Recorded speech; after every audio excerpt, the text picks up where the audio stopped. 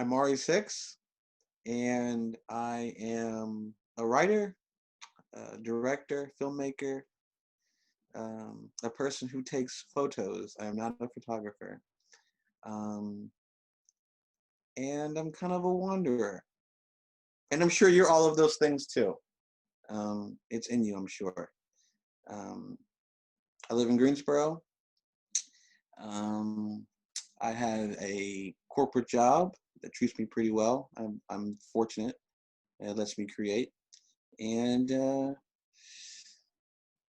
I travel and I take in what I can. I try to understand what I can, and what I don't, I try to look for the answers.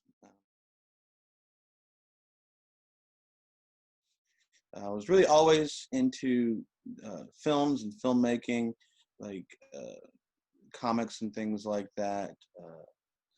Um, and my parents always kind of told me, you can do whatever you want.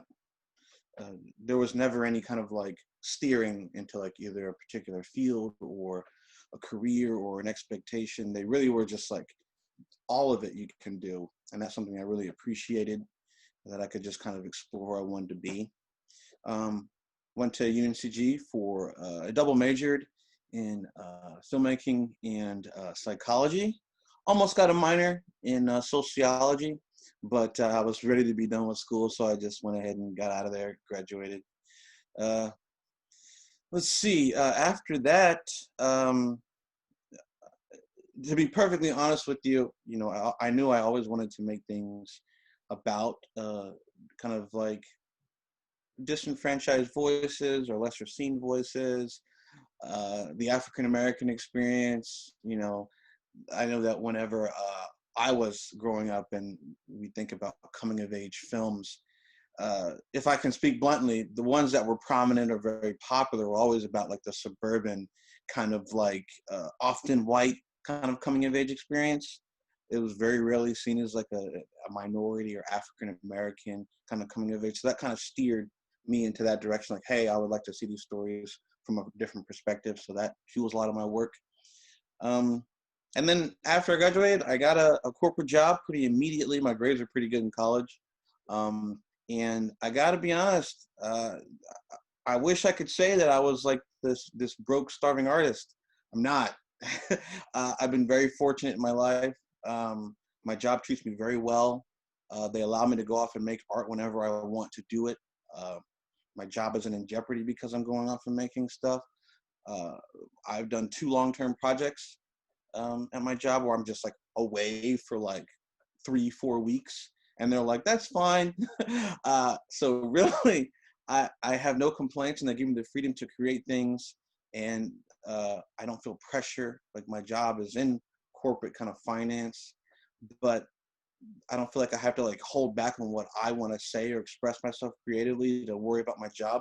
There's never that kind of conflict. I still have that freedom of voice, which I know that a lot of people don't have, or they try to balance that, or they feel like they have to hide their creativity from their, traditional job. Um, I don't have that struggle. I'm very, very fortunate, and then I hope that keeps up. Wow. Influences. Quite a bit, quite a bit.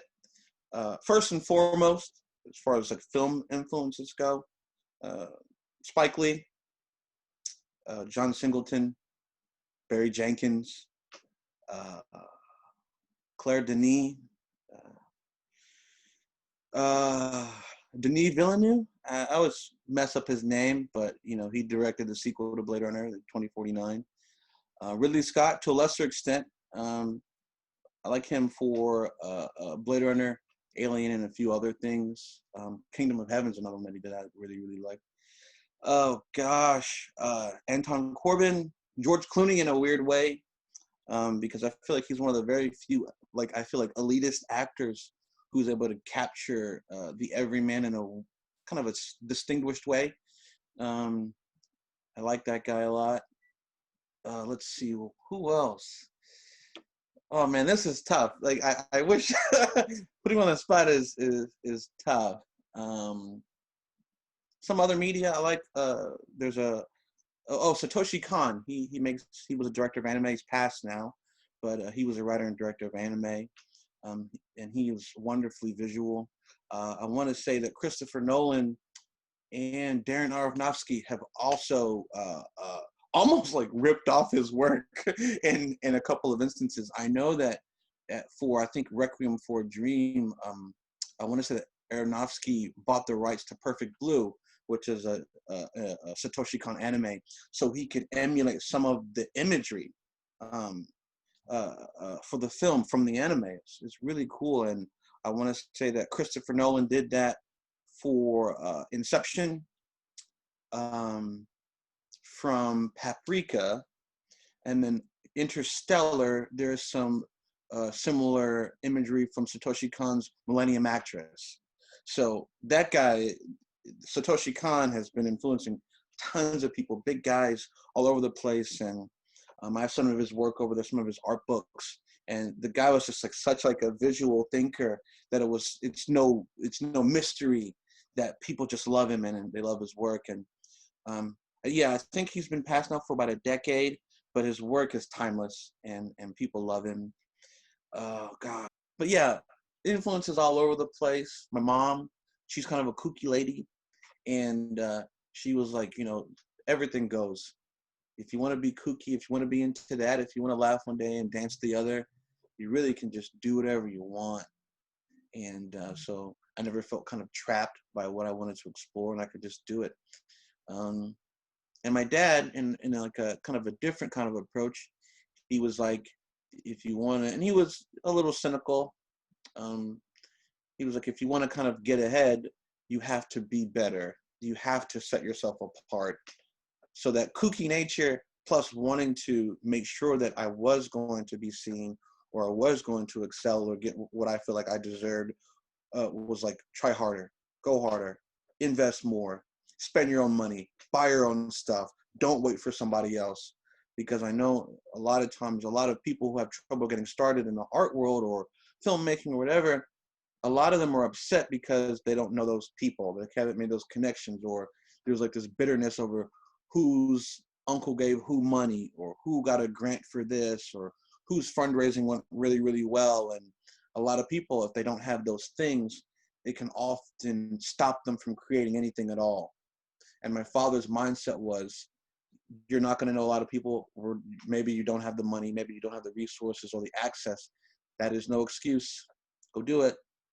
And I've kind of encapsulated that, and it's really helped me just kind of get things off the ground for myself. And I will say this to people. A lot of times, and this is my experience, is all anecdotal. You may experience, may not experience it. And a lot of times when you get that help, that resource, those resources, that money, then those people have the ability to have their voice in it. They have the ability to influence it. When you do it on your own, no one can tell you anything. It is yours. It is wholly yours. And when you get done with it, even if it isn't to the scale of, something else, if someone else gave you a bunch of other stuff, when you get done with it, even if it's smaller in scale, it is wholly your voice.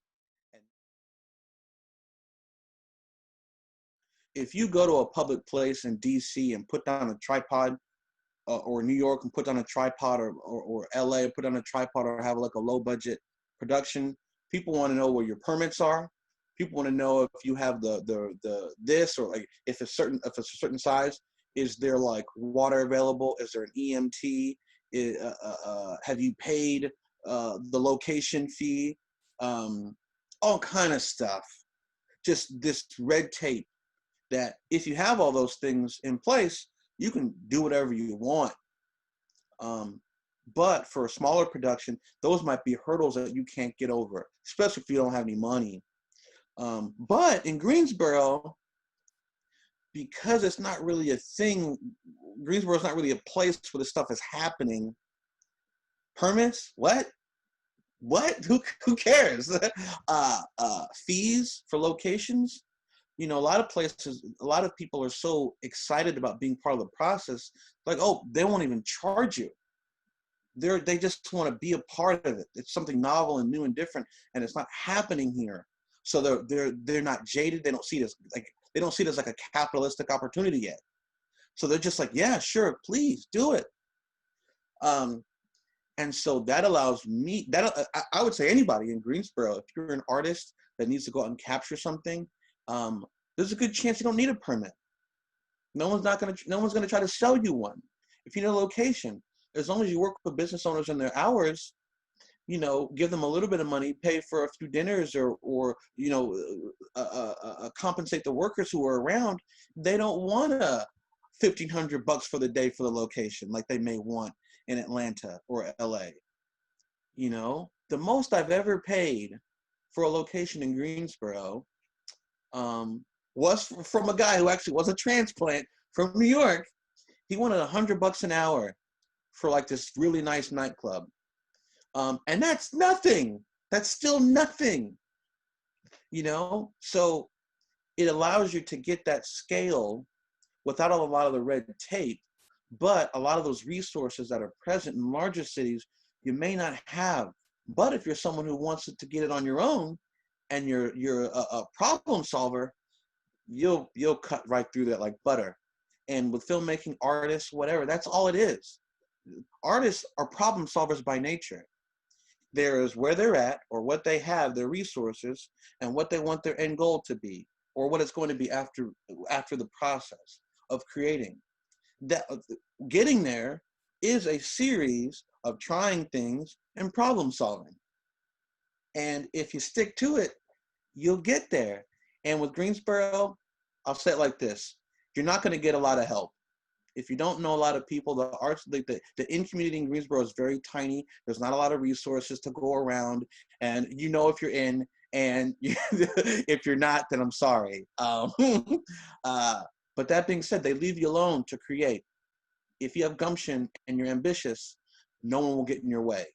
And that's what's really, really cool about Greensboro, because you can kind of move in silence, be smart about it, not ruffle any feathers, and come out with something really impressive. And people are like, you made that here? And you're like, yeah. And they're like, well, who helped you? And you can say, nobody. I did it myself. And that's really, really cool. It's really cool. So do it. Just do it. Just go out and do it.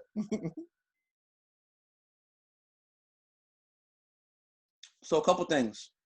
A feature that I made, a feature film that I wrote, produced, and directed. I'm in the final stages of getting back the sound mix. So the film is done, has picture lock, but then you send it to a different sound house or a post-production sound house, and they tweak the levels, clean things up, make sure that it sounds like a real movie. And that's a really short process, because that's just like giving them notes through emails, and they tweak this one Foley. So like you put a cup down, and the cup, that's actually a thing that we're like discussing. It's like someone puts a cup down on the table and it's not loud enough. So they're like, I'm like, okay, well at this time mark, this timestamp, can you make that cup sound louder? So stuff like that, and then the film is going to be done.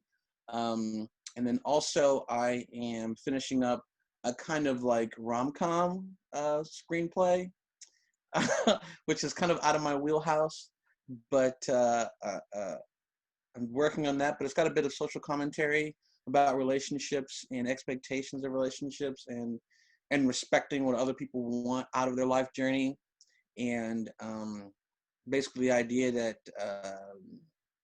if someone has an idea of what their life journey is going to be, or what they want it to be, and that you can't give that to them, you should leave them alone, and I think that's like the height of kind of respect for people, outside of lust, outside of desire, outside of just like physical attractiveness, or you share the spending, so like you paying for things is easier. Outside of all this, it's greater than that. Someone told you what they want their life to look like from A to Z, and they have an idea of that, and you realize that you don't converge, or there's no parallels, or what you want of your life, or if you respect them, you'll get out the way, and to allow them to either achieve those things or find someone who will give them those things. Because I think that if what kind of hatred would you have for yourself if you were like a caring, considerate person that at the end of your life, and you went through life with someone else, and you knew that you either intentionally or unintentionally took them away from the things that they wanted to achieve, how would you feel about yourself at the end of your life journey if you know the person, your partner, you were a hindrance to them realizing all of their life's goals? And I think that's a big question. And I think it's something that people are probably asking themselves right now a lot, like, what do I want out of my life? Because we've had so many restrictions placed on us, right? So that's something I'm working on a screenplay about that. And then taking photos, just taking photos here and there. I spent some time in Japan last year, and again in March, right before all the lockdown, and I took a lot of photos then, and just being abroad and taking in a different culture and having it shift my perspective on people and interacting with one another, and just architecture and how, like, the way that Japan is built in a lot of ways similar to American, how it's different, and how that kind of influenced my view on photography and other things when I came back here. So just photos, writing, and the movie. That's about it.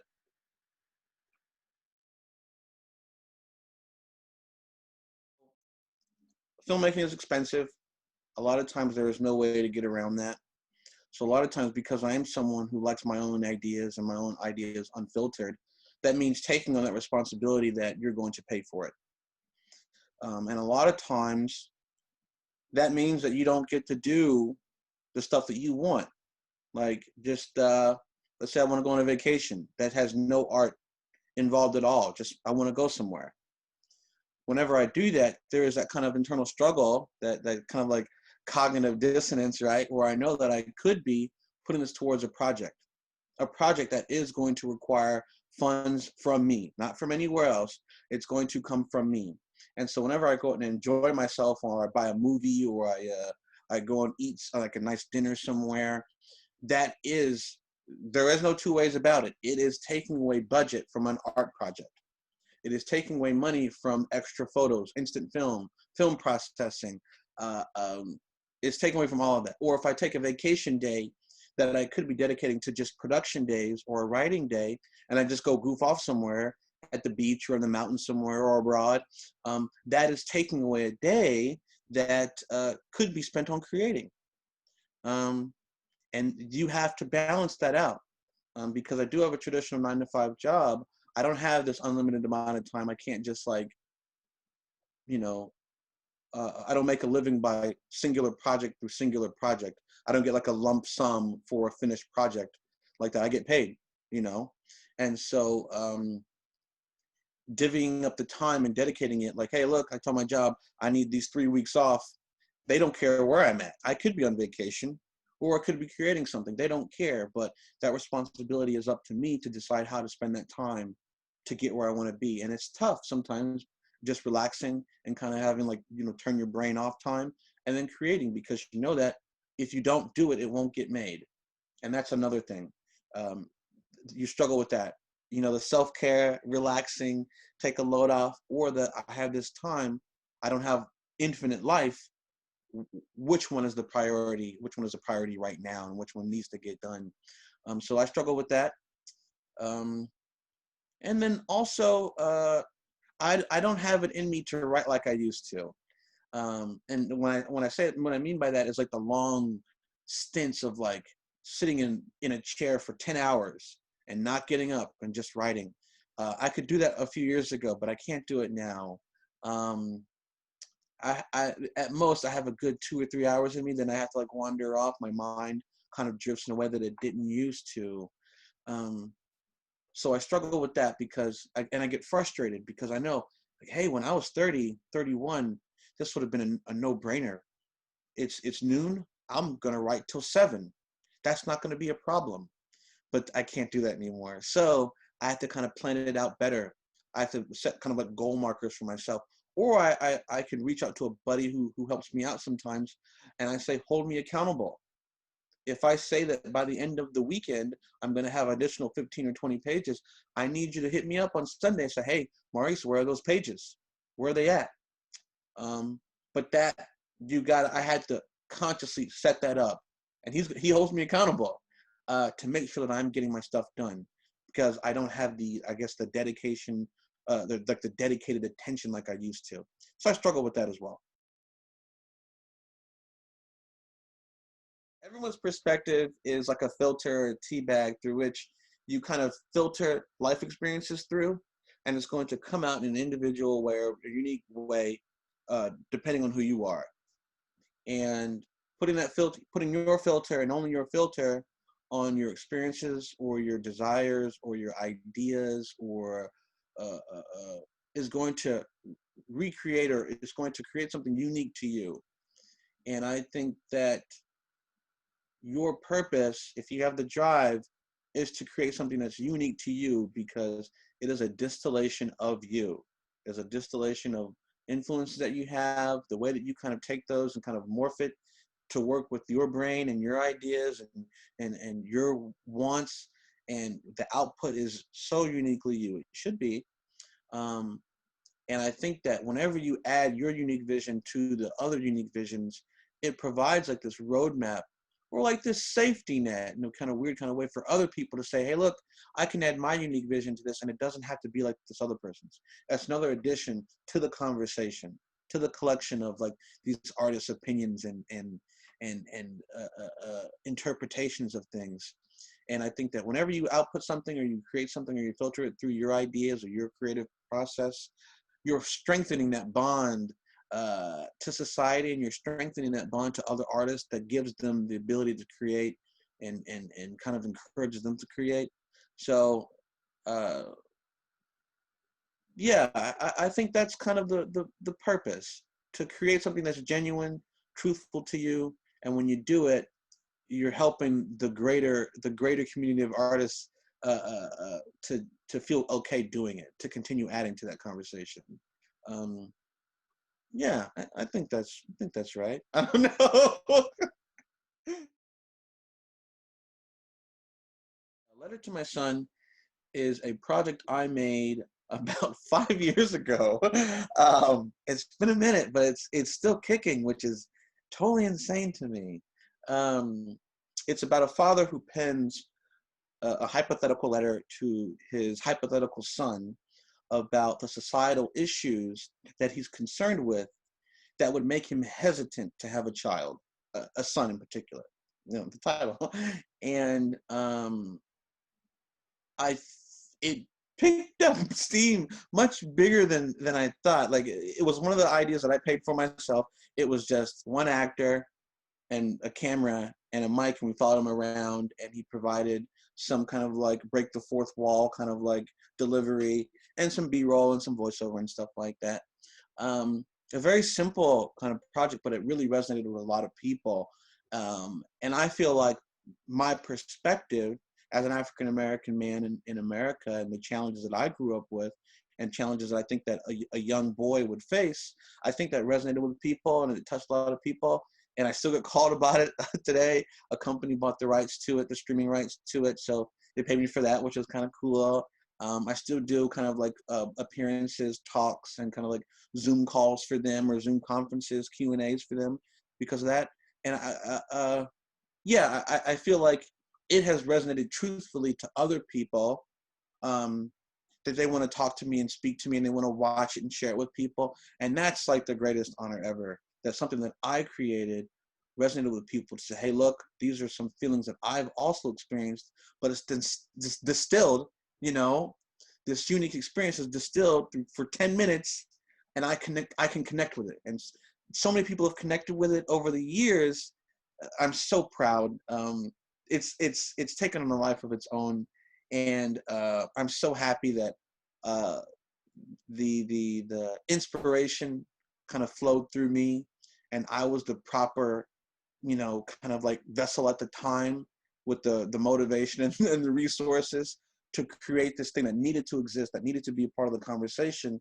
And I'm so happy that people are enjoying it and taking it in, and feeling as if their experience and their concerns are not only resonating with other people, but they were heard and they're being talked about and given a platform for other people to learn and listen to.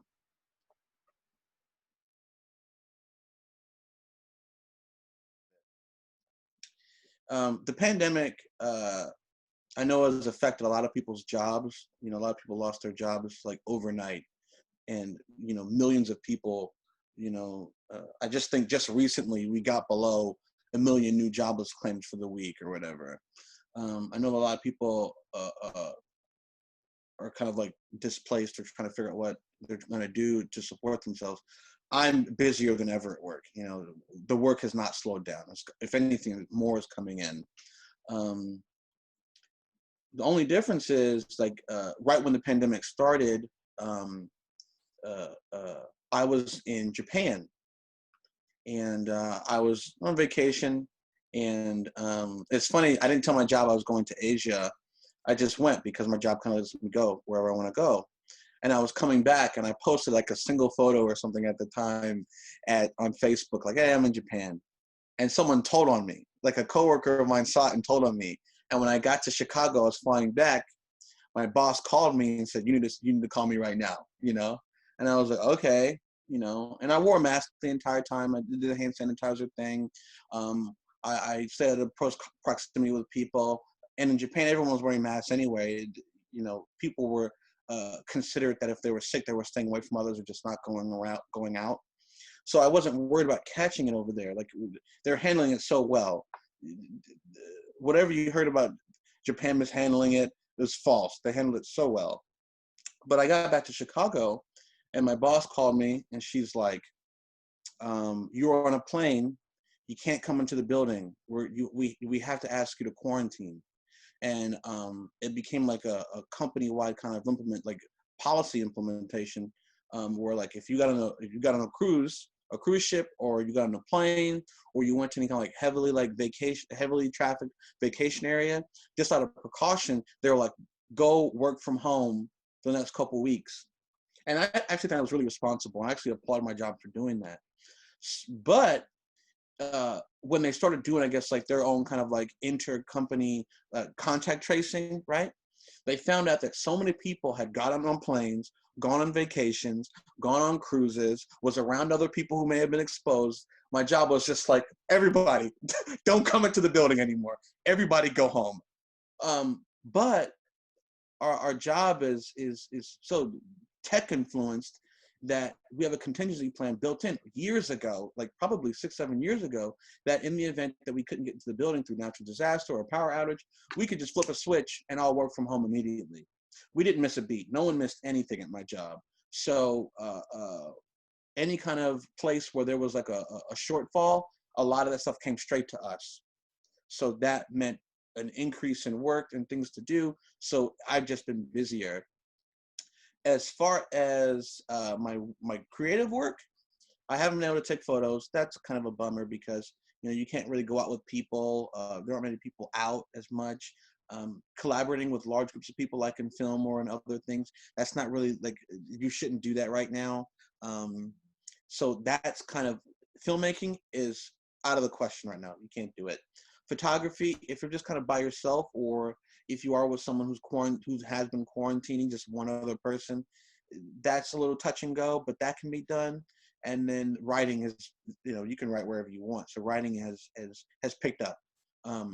But work is more, writing is more, photography is definitely taking a hit, and filmmaking is forget about it.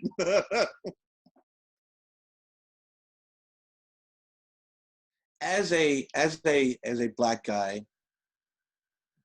and sci-fi doesn't really, the offerings that we've been given in America, African Americans in America, the African American experience, and even just African American protagonists, there hasn't been a great deal of overlap with sci-fi, especially not films. It's very rarely where you see an African American protagonist and it's also sci-fi heavy. You just don't see that overlap a lot. When Rutger Hauer passed, and he's Roy Batty in Blade Runner, I wrote a little something in it, and it was the first time that I actually articulated what he meant to me. See, in Blade Runner, I don't see Harrison Ford as the as the hero. He's not. He's not. I'm not going to vilify police. This is not my intention when I say this. Harrison Ford is a cop who was paid to murder people. Roy Batty is the leader of a small group of people, beings, replicants who were forced into slavery and then told that their life was this very small, finite period. They had no rights. They couldn't go out and express themselves in the way that they wanted. They couldn't live their lives the way that they wanted to.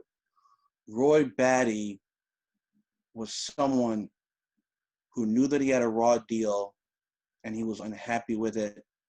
And he was leading other people who also had a raw deal and they were unhappy with it to their goal of freedom, self-actualization, anonymity if they wanted to, or if they wanted it, freedom, right? You know? And I remember when I was writing about Roy Rutger Hauer after he passed, and the first time I ever thought of him this way, he's the civil rights leader who was willing to get his hands dirty. You know, it wasn't always perfect, but that's how much it meant to him. And if you watch the movie, and when it's ending, he doesn't hate Harrison Ford. He knows that Harrison Ford is a part of a bigger problem. He recognizes that. And for a lot of people who can't sympathize with the African-American civil rights leaders, a lot of people don't. A lot of people see them as troublemakers, and that's unfortunate that people see them that way. But I've met a lot of people who can't sympathize with civil rights leaders, but they know why Roy Batty is upset. And that's heartbreaking. But you ask them, why did Roy Batty kill all those people? Why was he so upset? Well, he didn't want to be a slave. Is that worth fighting over? Everything to your last bit of life to not be a slave? Absolutely. They don't ever question that. Don't ever question it. No one ever questions that. So yeah, Roy Batty he's like my sci-fi civil rights leader.